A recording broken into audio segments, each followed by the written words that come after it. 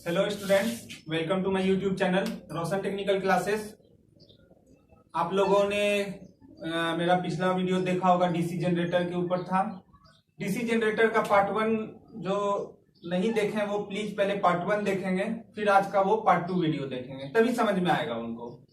तो कल हमने पार्ट 1 में देखा था डीसी जनरेटर है क्या। सबसे पहले देखा था हमने कि जनरेटर है क्या।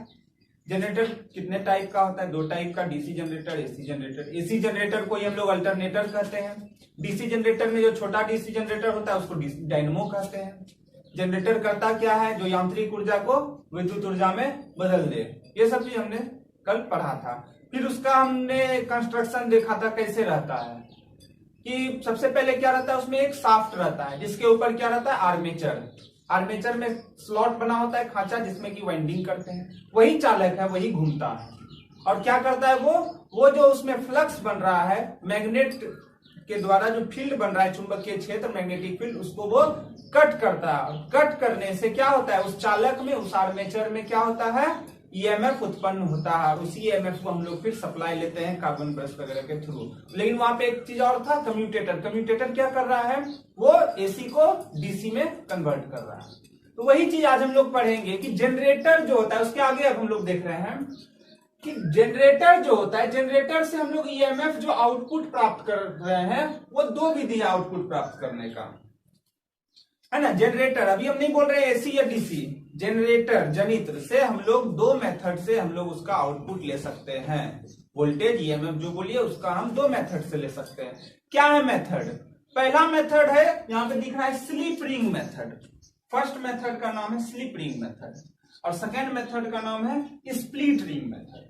2 तरह का है, एक स्लिप रिंग और एक स्प्लिट रिंग, है ना। रिंग समझ रहे हैं, रिंग ये, ठीक है ना। यही 2 विधि है मेरे पास, एक स्लिप रिंग और एक स्प्लिट रिंग। अब है क्या यहाँ पे कहानी, एक हमको बता रहा है एसी और एक बता रहा है डीसी, यानी कि एक मेथड से हमको एसी प्राप्त होगा और एक मेथड से हमको डीसी वोल्टेज प्राप्त होगा, है ना। एसी वोल्टेज और डीसी वोल्टेज, तभी तो जनरेटर 2 टाइप का, एसी जनरेटर और डीसी। यही मेथड पर डिपेंड करता है कि मेरा जनरेटर कौन सा है, हम वो मेथड उसमें कौन सा लगा रहे हैं, उसी पर निर्भर करेगा कि हमको एसी दे रहा है या डीसी दे रहा है, ठीक है। अगर हम उसमें स्लिप रिंग कर दी, क्या है ये स्लिप रिंग? सबसे पहले क्या होता है ना कि एक शाफ्ट होता है, मान लीजिए जैसे ये शाफ्ट है, ठीक है, और इसके ऊपर क्या है मेरा, ये इस तरह से लगा हुआ है मेरा आर्मेचर और इसमें पूरा वाइंडिंग किया हुआ है। और इसी में देखते हैं ना, हैंडल लगा के एक शाफ्ट रहता है, उसमें घुमाते हैं, ये चालक घूमता है। बस जो ये इसमें जो अगर वोल्टेज उत्पन्न होगा, इस वोल्टेज को क्या करेंगे, यहाँ पे एक रिंग बना देते हैं हम लोग। क्या करते हैं, इस तरह से यहाँ पे एक रिंग रहता है बना हुआ। अब जो ये रिंग रहेगा, उसी रिंग के थ्रू जो है यहाँ पे आता है। इस पे जो रिंग रहता है कॉपर का बना रहेगा एक तरह से, ठीक है ना। या और भी चीज रहता है, वो उसको हम बाद में देखेंगे। अभी फिलहाल जो देख रहे हैं, यहाँ जो रिंग रहता है, ये फुल रिंग इस तरह से है। तो जब फुल रिंग रहेगा तो वो स्लिप रिंग रहेगा। तो इसी के थ्रू हम लोग जब सप्लाई लेंगे तो वो कहलाएगा स्लिप रिंग मेथड। क्लियर है? अब इसमें है क्या कहानी, इसके लिए हम लोग थोड़ा सा एक चीज जानेंगे कि कैसे एसी दे रहा है और कैसे डीसी दे रहा है। तो मान लिया कि कोई एक चालक होगा, घूम रहा होगा, मान लिया यही है।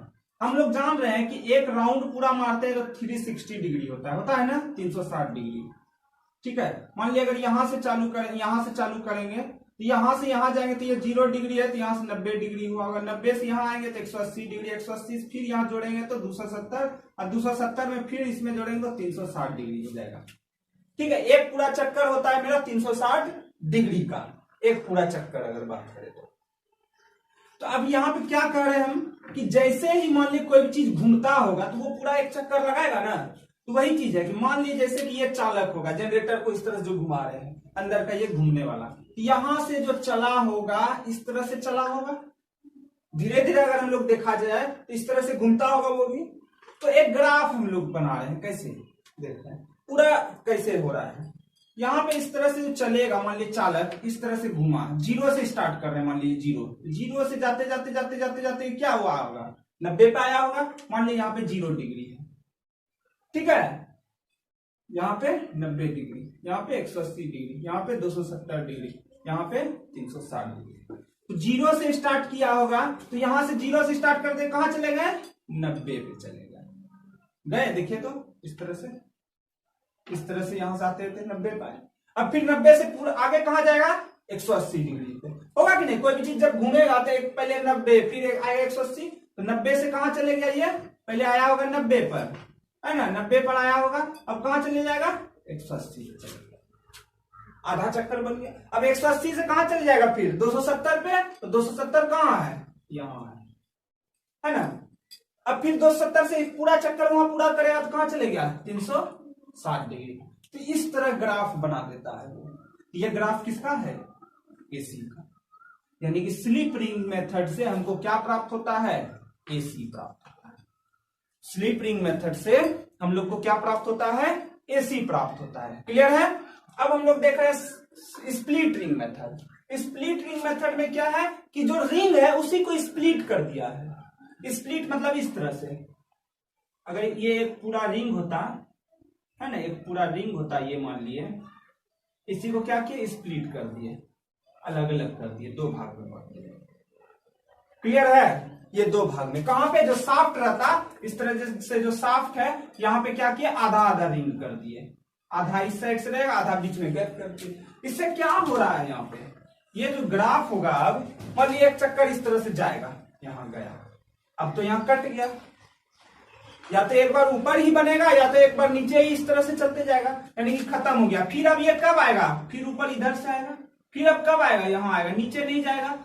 ये एक प्लस वाला बनते जाएगा, एक नीचे माइनस वाला। अगर माइनस वाला कर लेंगे तो अगर इस तरह से, तो इस तरह से चलते चले जाएगा, क्योंकि बीच में कट गया है तो दोनों में कोई रिलेशन ही नहीं रहेगा।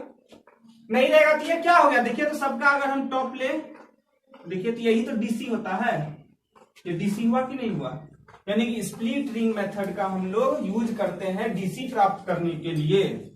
यानी कि जनरेटर में 2 मेथड से हम लोग प्राप्त कर सकते हैं, एक स्लिप रिंग और एक split ring. Slip ring method से एसी वोल्टेज और स्प्लिट रिंग मेथड से डीसी वोल्टेज प्राप्त करते हैं। जिस जनरेटर में हम लोग स्प्लिट रिंग लगा दिए हैं वो मेरा डीसी जनरेटर हो गया, ठीक है। और इसी स्प्लिट रिंग को हम लोग क्या कहते हैं? कम्यूटेटर। इसी को क्या कर रहे हैं हम लोग? कम्यूटेटर, जो वो एसी को डीसी बना रहा है। तो यहाँ पे कौन बना रहा है? डीसी। इसका मतलब ये हुआ कि कोई भी जनरेटर अगर स्टार्टिंग में है तो वो हमको एसी ही देगा, है ना। बाद में उसके आउटपुट को हम लोग ये मेथड से हम लोग डीसी बना सकते हैं। क्लियर है? अब आगे बढ़ते हैं हम लोग। अब है क्या कि मान लीजिए ठीक है, ये सब चीज तो हुआ, हम लोग जो चला रहे हैं उसमें कहता है कि कोई एक चुंबकीय क्षेत्र बनाए होंगे, मैग्नेट रख दिए होंगे, उसके बीच में चालक को घुमाए होंगे, तो उसके फ्लक्स को काटा होगा तो ईएमएफ उत्पन्न होगा। तो उसमें ठीक है, तो उसमें कहता है कि किधर से ईएमएफ प्राप्त हम लोग करेंगे, ये भी पूछ सकता है ना। वो जो घूम रहा है किस दिशा में घूम रहा है, तो उसके लिए नियम है। यहाँ पे कौन सा नियम है देखते हैं। तो उसके लिए एक वैज्ञानिक नियम दिया जिसका नाम है फ्लेमिंग, और फ्लेमिंग ने नियम दिया है एक दाएं हाथ का नियम और एक बाएं हाथ का नियम। एक राइट हैंड रूल है और एक लेफ्ट हैंड रूल है। अब हम लोग वो रूल देखते हैं, ठीक है। तो अब हम लोग आइए देखते हैं। तो उसके लिए हम लोग एक फिगर बनाते हैं, फिगर बनाने के बाद देखते हैं। तो इसके लिए अब हम लोग देख रहे हैं एक फ्लेमिंग का दाएं हाथ का नियम। 2 नियम दिया है, बायां हाथ का नियम और दाएं हाथ का नियम। हम लोग दाएं हाथ का नियम यहाँ पे पढ़ेंगे जनरेटर के लिए। तो यहाँ पे एक फिगर बना हुआ है दाएं हाथ का।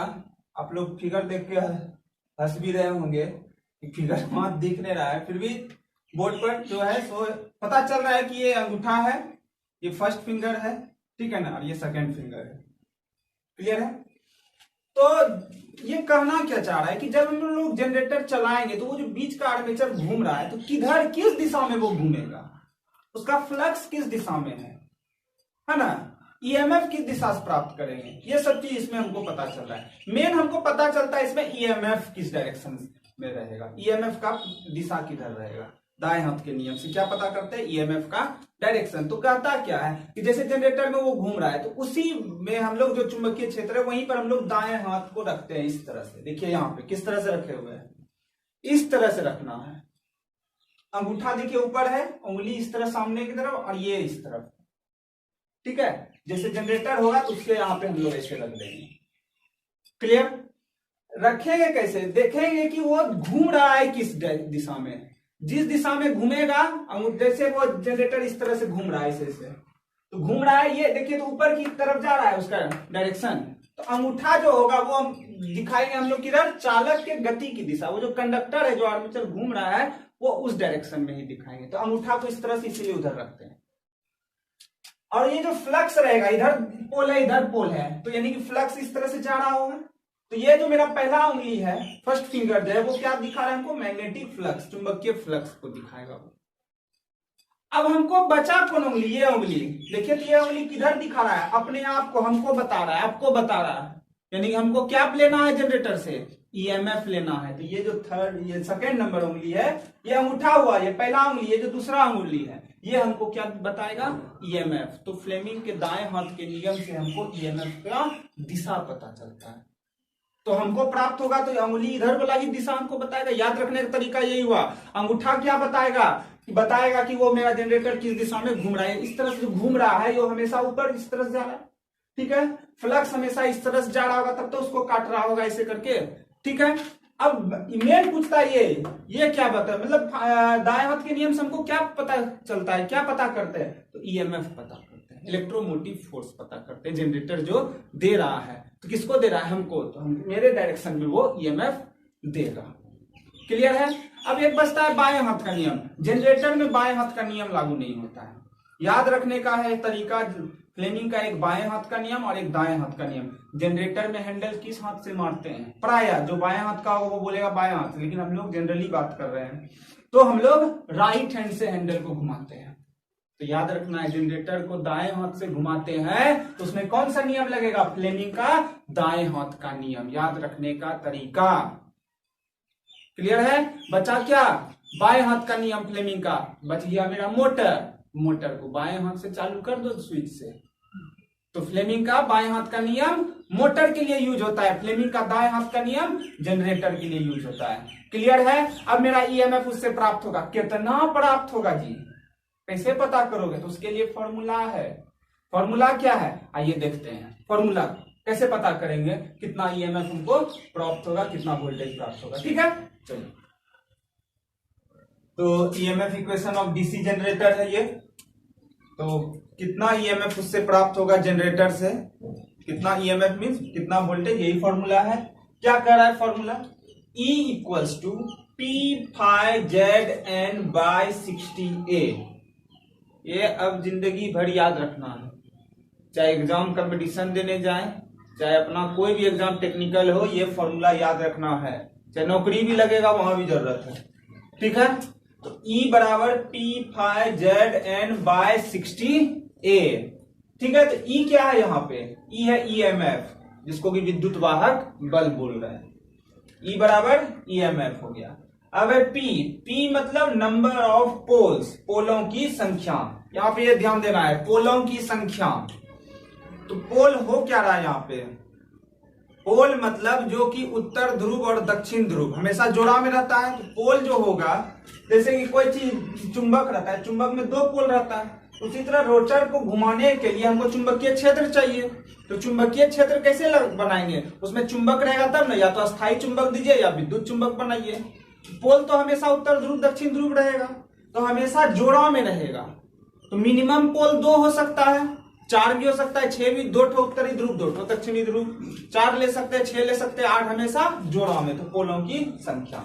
अब है उसके बाद एन क्या है यहाँ पे, स्पीड ऑफ आर्मेचर, आर्मेचर की घूर्णन गति, और ये किस में होता है, आरपीएम में। ये याद रखना है, आरपीएम में, रिवॉल्यूशन पर मिनट, चक्र प्रति मिनट। 1 मिनट में कितना बार घूमेगा कौन, वो आर्मेचर, जो बीच वाला भाग है ना, हैंडल से जो इस तरह से घुमा रहे, जो बीच में घूमते रहता है, वही आर्मेचर, खांचा बना हुआ रहता है उसी वाइंडिंग। तो वो जो उसी का स्पीड, यानी कि आर्मेचर का स्पीड बोल रहा है, वो चालक जो घूम रहा है उसका स्पीड बोल रहा है। तो वो स्पीड को हम लोग आरपीएम में लिखते हैं। अगर कि उसका स्पीड दिया है 500 आरपीएम, यानी कि 1 मिनट में कितना बार घूम गया वो, 500 बार।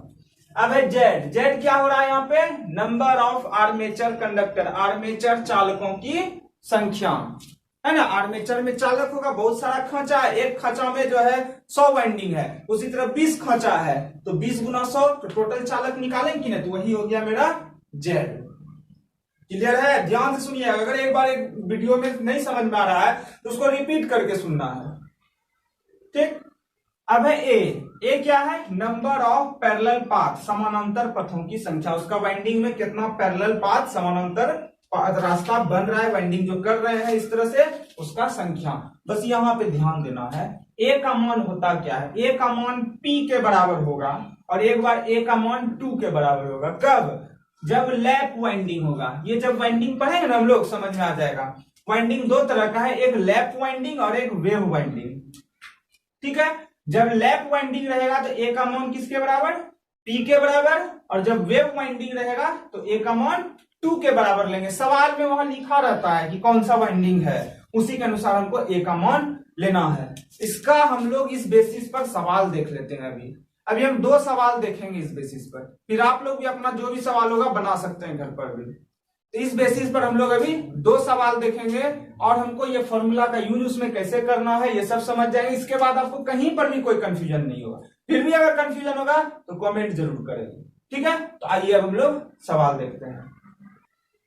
तो सवाल देखते हैं उस फॉर्मूला के ऊपर, कैसे उसका फॉर्मूला का यूज होता है। क्वेश्चन देखिए, यहां ध्यान से पढ़िए आप लोग भी। क्वेश्चन कह रहा है किसी लैप वाउंड 8 पोल वाले आर्मेचर में 800 चालक है और फ्लक्स का मान 0.015 वेबर है।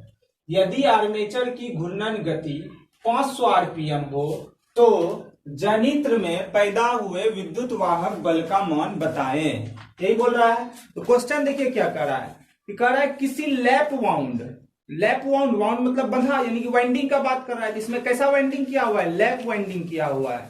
8 पोल वाले आर्मेचर, यानी कि आर्मेचर में कितना पोल है यहाँ देखिए, तो 8 पोल वाला आर्मेचर कर रहा है। तो पोल का संख्या क्या हो गया यहाँ पे? 8 हो गया। तो दिया हुआ क्या क्या है वो लिख रहे हैं। दिया हुआ क्या क्या है यहाँ पे? पोल का संख्या। यहाँ पे सॉल्यूशन कर रहे हैं हम लोग, सॉल्यूशन कर रहे हैं। पोल कितना दिया हुआ है? देखिए यहाँ 8 पोल दिया हुआ है। लैप वाउंड कह रहा है, जब भी लैप कहेगा तो ए का मान क्या होगा? पी के बराबर। ए बराबर किसके बराबर? पी। अब पी कितना है यहाँ पे? 8, यानी ए का मान किसके बराबर हो गया? 8 के बराबर। डायरेक्ट लिख दीजिए, ए का मान 8 हो गया। अब आगे बढ़ते हैं। आर्मेचर में 800 चालक है। चालक को किससे लिखते थे? चालकों की संख्या को जेड से। जेड बराबर क्या हो गया? 800। और फ्लक्स का मान 0.015 वेबर है, यानी कि फ्लक्स को किससे लिख रहे हैं? फाई से। कितना मान है फाई का? 0.015 वेबर। समझ में आ रहा है बात? अब यदि आर्मेचर की घूर्णन गति 500 आरपीएम है, आर्मेचर जो घूम रहा है उसमें घूर्णन गति कितना बता रहा है? 500 आरपीएम, यानी कि वो आरपीएम रिवॉल्यूशन पर मिनट, चक्र प्रति मिनट, यानी कि गति बता रहा है। उसका गति को किससे लिखते हैं? एन से लिखते हैं। यहां पे एन का मान कितना दे दिया? 500 आरपीएम, यानी कि 1 मिनट में 500 चक्कर लगा ले रहा है।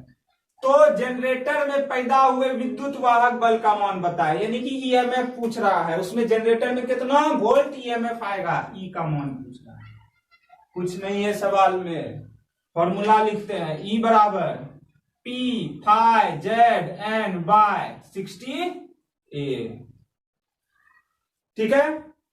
सबका मान रख दिए। पी का मान 8, फाई का मान 0.015, जेड का मान 800, एन का मान 500 बाय 60, ए का मान 8। ये हो गया ई।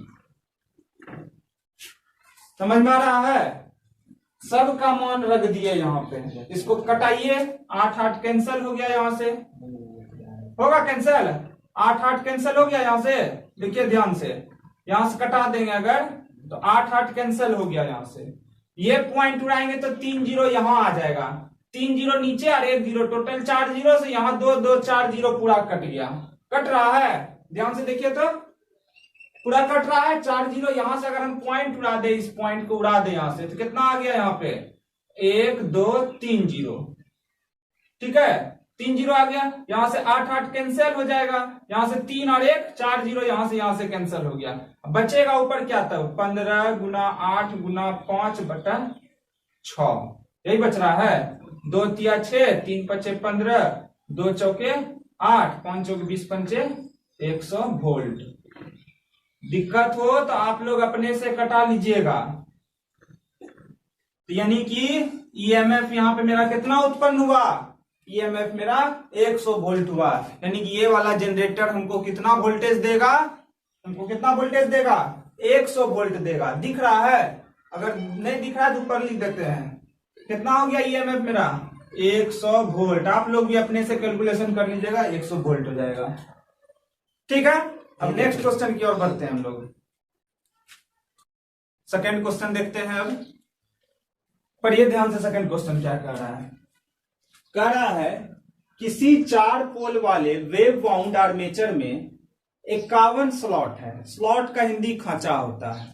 वो जो आर्मेचर होता है, जैसे पंखा का आर्मेचर देखते होंगे, खांचा बहुत सारा बना होता है, वो कितना है उसमें, 51 है, 51 स्लॉट है। और प्रत्येक स्लॉट में 20 चालक है। यहाँ पे चालक क्या हुआ, एक खांचा में मतलब 20 बार वाइंडिंग किया हुआ है। और वैसा वैसा कितना स्लॉट है, 51 स्लॉट है।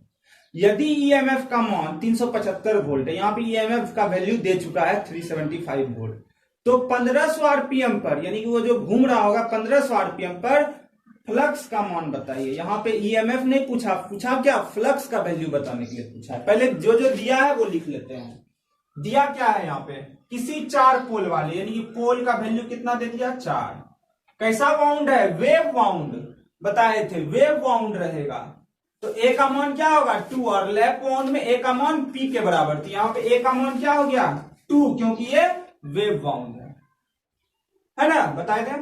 आर्मेचर में 51 स्लॉट है और प्रत्येक स्लॉट में 20 चालक हैं।